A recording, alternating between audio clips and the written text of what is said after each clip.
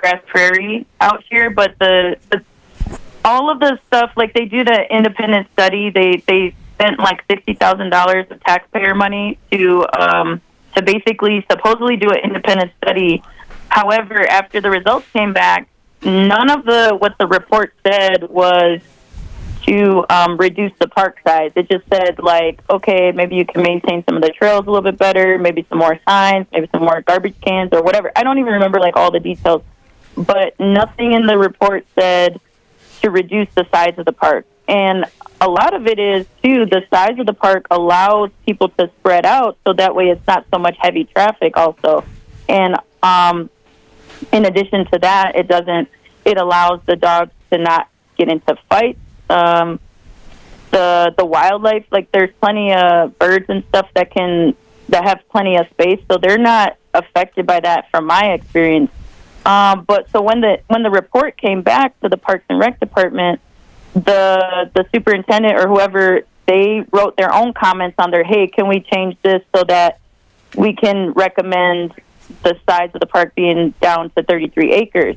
So they spent all this money for independent study and advertised it as that, but it clearly wasn't. It was their own study, basically. So, and then there's like a long laundry list of just other things that were very suspicious and things that were really, I don't know, it just really broke the trust between the people and the Parks and Rec department. And so luckily, I mean, we had so many people that came together, so many people that are like on top of it and following their every move. And so city council actually listened to us, and it was awesome. And so so they decided to keep the park the same size. And it doesn't mean that the fight is over, though, because there's still a lot of things that we have to fix. I mean, for example, just one thing, back in the day, they used to have a stewardship program there where they were supposed to do a bunch of things to maintain the park, and they haven't done any of those things. Not only that, they've gotten rid of garbage cans, so it's like harder to keep up with the dog waste and stuff. So it's just like, you guys are trying to make us fail, you know what I mean? So we're just working on that.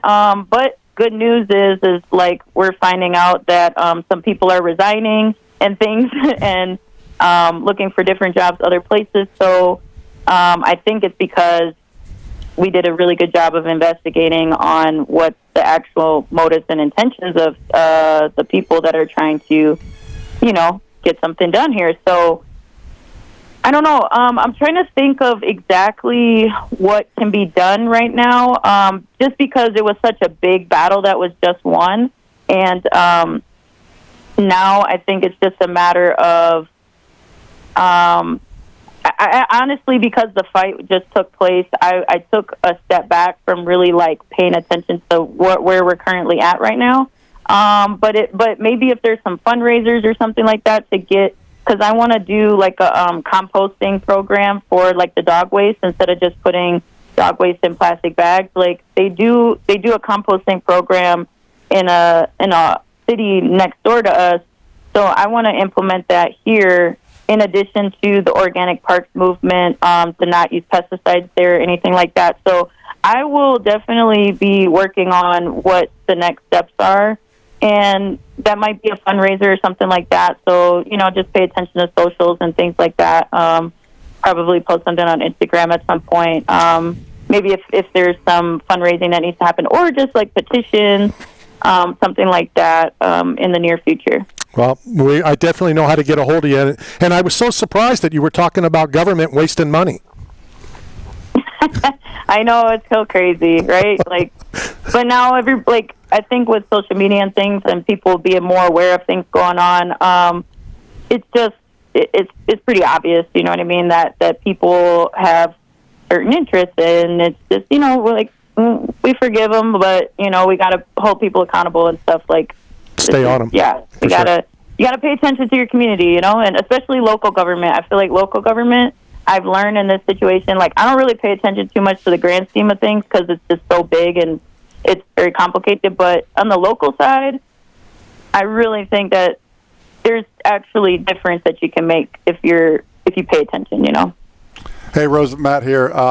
There's a mantra that a loser will keep going when they're winning, but it's not until they've been beaten and they come back from that adversity to really find out the heart of a champion. And we know you've lost your belt. You've came back. You've climbed back to the mountaintop. For all of our millions of fans listening right now, the people who have been knocked down, that have been defeated in life, what's your number one piece of advice that could really help people get back to being the best version of themselves? Man, I would definitely just say, knowing what God's purpose for your life is. I think that's the number one thing. And if you know that, there's nothing that you can't do. But you just got to walk in that true purpose. I think there's a lot of people that are working, I guess, against their strengths and their gifts and talents. And I think if you just embrace the gift that God has given you, things in life will be a lot easier. And so I think it's also, too, not just being self-serving, like how can I serve others, like always thinking about what can I do for others that will also improve my quality of life and my community around me. I think that just, it fuels, it's such a great fuel, and it gets you through tough times. Couldn't say it any better, champ. Thank you, Rose Namajunas, Rose Thug. We're going to send you a care package for 8 Man Strong. Thank you for coming on Knockout Radio. And enjoy Victory Wednesday. And say hey to Pat Barry from Straka, too. Yeah, will do. Thank you so much, guys. All right, talk to you soon. That is Rose Namajunas. It was fun to be out there. It was fun to watch her fight, and she just gets the job done. Let's go hit, speaking of getting the job done, let's go hit a break, and then we'll return to the Cool Breeze AC broadcast facility. This is Knockout Radio.